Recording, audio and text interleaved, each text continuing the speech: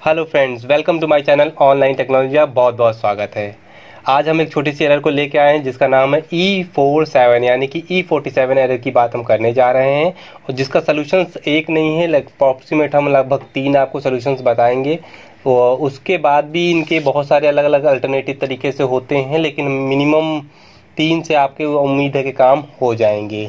तो चलिए सीधे हम अपना वीडियो स्टार्ट करते हैं। लेकिन अपना वीडियो स्टार्ट करने से पहले जितने भी व्यूवर्स हम मेरे चैनल पे नए हैं, प्लीज़ प्लीज़ प्लीज़ मेरे चैनल को सब्सक्राइब कीजिएगा, शेयर कीजिएगा, लाइक, क्योंकि बहुत सारे कैनन प्रिंटर से रिलेटेड आपके वीडियोस बने हुए हैं, सॉल्यूशंस बने हुए हैं। अगर आपको कुछ ऐसी प्रॉब्लम्स आती है जो मेरे चैनल पे नहीं बनी हुई है, जैसे कि ये भी, इसकी भी मैं बात कर रहा हूँ, A47 की बात कर रहा हूँ, तो बहुत सारे मेरे व्यूवर्स ने कहा है कि ये वाला वीडियोस नहीं अवेलेबल है, नहीं बना हुआ है। तो फ्रेंड्स, मैं कोशिश करता हूँ ढूंढ ढांड के सॉल्यूशन, जैसे कि आप मेरा ये स्क्रीन भी देख रहे होगे, तो मैं ढेर सारे सॉल्यूशंस निकालता हूँ अगर जितने ऑनलाइन सॉल्व हो सकते हैं। मेन एक इश्यूज़ यही आता है कि हम कहते हैं कि ये काम कर लिया, अभी भी नहीं हुआ, उसके हो सकता है किसी पार्ट में इश्यूज़ हो, लेकिन अगर घर बैठे ऑनलाइन कुछ क्लिक करने से सही हो सकता है तो उसके सॉल्यूशंस मैं दे पाता हूँ। अगर उसके बाद भी नहीं होता है तो या तो कस्टमर केयर या अपने नियरेस्ट में आप जा सकते हो, उनसे बात कर सकते हो, जो प्रिंटर बनाते हुए उनसे आप बात कर सकते हो। वो अल्टरनेटिव सॉल्यूशंस हैं, क्योंकि अगर आपका कोई ऐसा पार्ट में खराबी आई तो ऑनलाइन सही नहीं की जा सकती है फ्रेंड्स। तो चलिए हम अपना वीडियो स्टार्ट करते हैं। इसमें हम बात करते हैं E47 की। तो मैं आपको यहाँ पे भी मेंशन करके बता रहा हूँ कि क्या मेन कारण होते हैं जिनकी वजह से इस प्रिंटर में E47 की एरर्स शो होती है। When your Canon printer cannot establish a proper connection with a server, इन्होंने कहा है कि हमारा Canon प्रिंटर जब अपने सर्वर के साथ प्रॉपर कनेक्शन इस्टेब्लिश नहीं कर सकता है, नहीं कर पा रहा होता है, तो द एरर कोड E47 में occur on your Canon printer. तो उस केस में E47 एरर आ सकती है। सेकंड वाला इन्होंने क्या पॉइंट बनाया है, इफ द प्रिंटर ड्राइवर्स, ध्यान दीजिएगा, प्रिंटर के जो ड्राइवर्स होती हैं उसकी बात की जाए। If the printer drivers are not updated और करप्टेड, या तो अपडेटेड नहीं है या फिर वो करप्ट हो गए हैं, ऐसे सिनारियों में भी आप सेम एरर फेस कर सकते हैं, यानी कि E47 की एरर आ सकती है। एक और इन्होंने लास्ट में बताया है जो मेन कॉमन एरर्स होती है जिनका हम सोल्यूशन ढूंढ सकते हैं ऑनलाइन, या फिर हम कह रहे हैं कि जिस तरह से मैं बता रहा हूँ उसके बेस पे आप इनके सॉल्यूशंस कर सकते हैं। Make sure that your printer and computer connected properly. वो ये कह रहे हैं कि आपका ये जो सिस्टम है, प्रिंटर है, और जो ये लैपटॉप है, क्या प्रॉपरली कनेक्टेड है with the help of wires. अगर प्रॉपरली कनेक्टेड नहीं होगा तब भी E47 की एरर आएगी। तो इनके बहुत सारे एरर्स हो सकते हैं। अगर आपका कुछ ऐसा पार्ट है जिसकी वजह से डिवाइस के अंदर का पार्ट की कोई खराबी है, किसी और वजह से खराबी है, तो एक अलग की सिनारियो है। नहीं तो फिर मैं 3 सॉल्यूशंस आपको बता रहा हूँ। उम्मीद करता हूँ कि इन सॉल्यूशन से आपका काम हो जाएगा, यानी कि आपका प्रिंटर सही हो जाएगा। तो चलिए हम सबसे सीधे अपने पहले सॉल्यूशन की तरफ चलते हैं। अगर हम पहले सॉल्यूशन की तरफ से चलते हैं तो मैंने ऑलरेडी, आप देख रहे होगे तो मेरा प्रिंटर जो है, आपको मैं सारी तरफ से वायर दिखाऊं, ये देखिए इसका वायर भी निकला हुआ है, यानी कि ऑफ है। तो आप सबसे पहले इसको सब पूरा ऑफ कर लीजिएगा। इसके बाद उन्होंने कहा टर्न ऑफ योर प्रिंटर। उसके बाद कहा है कि जितने भी USB केबल्स हैं, जैसे ये वाला आपका पावर को तो आप अलग करोगे नहीं, इसको आप अलग रख दो। USB केबल जो आपका होगा, मैं आपको पीछे से दिखाऊं, यहाँ पे आता है, ये जो प्रिंटर है इसमें से भी आप ये निकाल दो। साथ ही साथ जो अगर आपका ये प्रिंटर से अटैच था तो इसको निकाल दो। दोनों निकालने के बाद एटलीस्ट 15 मिनट्स तक इनको एज इट इज छोड़ दो, यानी कि उम्मीद कर रहे हैं कि हम प्रिंटर यूज़ कर रहे थे।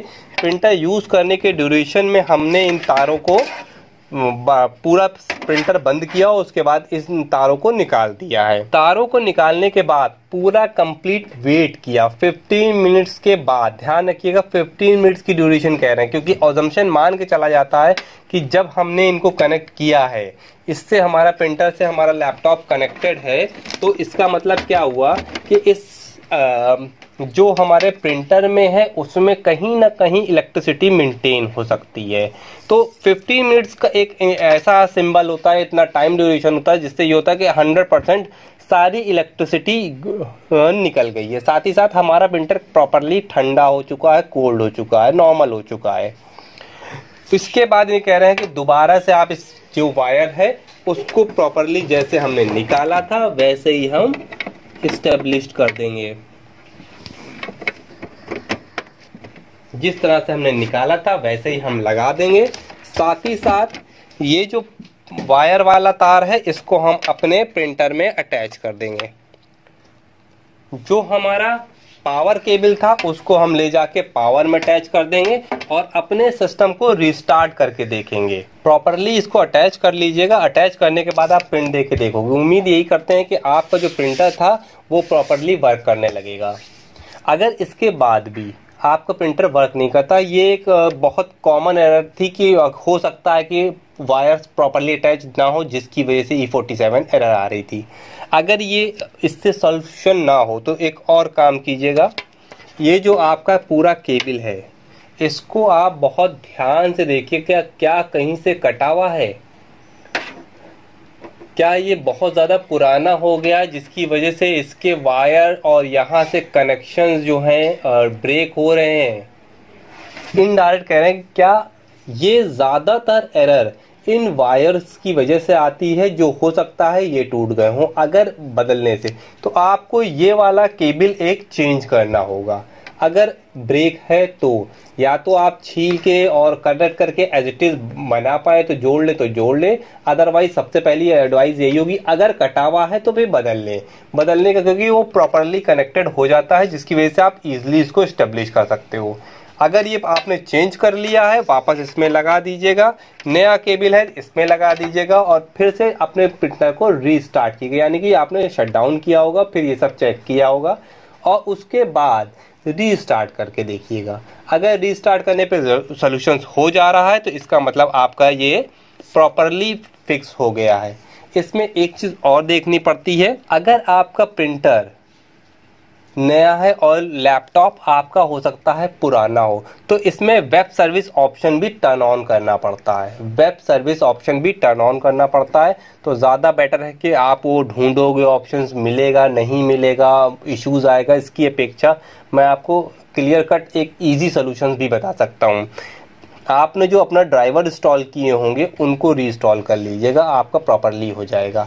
सेम इसी तरह का आपका एक और चीज़ आ रहा है, यानी कि थर्ड वाले सॉल्यूशंस की हम बात करने जा रहे हैं। थर्ड वाले सॉल्यूशन में उन्होंने कहा है कि अगर आपका प्रिंटर लैपटॉप से अटैच है तो दोनों चीज़ें कनेक्टेड होनी चाहिए, यानी कि प्रिंटर का कनेक्शन आपके इस लैपटॉप से अटैच होना चाहिए। अगर दोनों चीज़ें प्रॉपरली अटैच हैं तो फिर आप क्या करोगे, एक अपने ब्राउज़र्स को ओपन करोगे, उसके बाद कैनन प्रिंटर की ऑफिशियल वेबसाइट को ओपन करोगे। वहाँ से कैनन प्रिंटर का, अब आपको पता होगा जैसे मेरा प्रिंटर है G2010, जो भी आपका प्रिंटर होगा उसका एक स्पेसिफिक नंबर होगा। यानी कि आप क्या करोगे, उस प्रिंटर का नंबर का जो सॉफ्टवेयर है उसको डाउनलोड करोगे। इन्होंने इसका बहुत अच्छा वर्ड यूज़ किया हुआ है, firmware. Download the firm for your Canon printer. तो यहाँ से आप उसका एक, जो भी आपको इजी फॉर्मेट में बता रहे हैं, एक छोटा सा सॉफ्टवेयर जो भी इसका होगा, अपना कैनन प्रिंटर का नंबर ध्यान रखिएगा, उसके बेस पे उसको डाउनलोड कर लीजिएगा। आपके कैनन जो लैपटॉप होता है उसमें आप चले जाइएगा। अगर आपका नया प्रिंटर है तो आप डायरेक्टली इंस्टॉल करोगे। अगर आपका पुराना है, यानी कि इससे पहले आपने इंस्टॉल कर रखा था, उसके बाद आप फिर से इंस्टॉल करने जा रहे हो, तो इसका मतलब क्या है, एक सॉफ्टवेयर पहले से इंस्टॉल्ड होगा। तो आप अपने कंट्रोल पैनल में जाके उस सॉफ्टवेयर को डी-इंस्टॉल कर देंगे। इसके बाद यहाँ पे आपकी जो कैनन प्रिंटर की ऑफिशियल वेबसाइट है वहाँ पे आएंगे, वहाँ से सॉफ्टवेयर को डाउनलोड कर लेंगे। उसके जो भी स्टेप्स बोले जा रहे हैं यस करने के, आप उसको ओके कर देंगे। उसके बाद आप उसको इंस्टॉल कर लेंगे। इंस्टॉल करने के बाद जब पूरा इंस्टॉल प्रॉपरली हो जाए, उनकी कमांड्स कंप्लीट हो जाएं, उसके बाद आप इसको फिर से प्रिंटर को प्लस अपने लैपटॉप को जिससे इंस्टॉल किया है, जिस पे आपका कनेक्शन इस्टेब्लिश्ड हुआ है, यानी कि आपका यहाँ पे ये सर्वर कहला रहा हो, यहाँ पे आपका ये पेरिफेरल है जिस पे आप जिस सर्वर से आप कमांड्स प्रोवाइड कर रहे हो, इसको आप रीस्टार्ट कर दोगे ताकि आपका कनेक्शन इस्टेब्लिश हो जाए। अब मुझे एक चीज़ और आप लोगों से चाहिए होगा, इतने से आपका उम्मीद है कि अगर आपने ये सारा काम प्रॉपरली कर लिया होगा तो आपका प्रिंटर प्रॉपरली रन करने लग रहा होगा। अगर रन नहीं कर रहा है तो भी मुझे कमेंट करके बताइए कि अभी भी नहीं रन कर रहा है, किस तरह की प्रॉब्लम्स आती है। समटाइम्स मैं अपने व्यूवर्स या फिर हम अपने कहते हैं जो भी आपकी ऐसी प्रॉब्लम्स आई है जिनको अभी भी सॉल्यूशंस नहीं हुआ है तो क्लिप मांग लेता हूं मैं, छोटी सी बहुत छोटी सी क्लिप बना के मुझे व्हाट्सएप कर दीजिए। तो ज़्यादातर व्यूवर्स व्हाट्सएप नहीं करते हैं, तो मुझे ये ठीक से नहीं समझ में आता है कि क्या अभी भी इस तरह की एरर हो सकती है, तो क्या हो सकती है। आपको हो सकता है उस नाले में हो सकता है मुझे अंदाज़ा लग रहा हो कि किस तरह की एरर हो सकती है, मैं क्या और ढूंढ सकता हूँ। तो फिलहाल इतने से आपकी उम्मीद है कि सारे सॉल्यूशंस हो गए होंगे। अगर मुझे कमेंट्स करके बताइए क्या आपको कंट्रोल पैनल से इसको डिलीट करना आता है या नहीं आता है, या फिर जो मैंने कहा ऑफिशियल वेबसाइट से जाके उसको डाउनलोड करना आता है या नहीं आता। अगर नहीं आता हो तो भी कोई इशू नहीं, आप मुझे कमेंट्स करके बताइएगा। अगर ढेर सारे लोग मुझे कमेंट्स करके ये बताते हैं कि ये इश्यूज हैं अभी भी कि आप ये नहीं कर पा रहे हो, तो मैं इसका भी सॉल्यूशंस करके आप लोगों को प्रोवाइड करने की कोशिश करूंगा।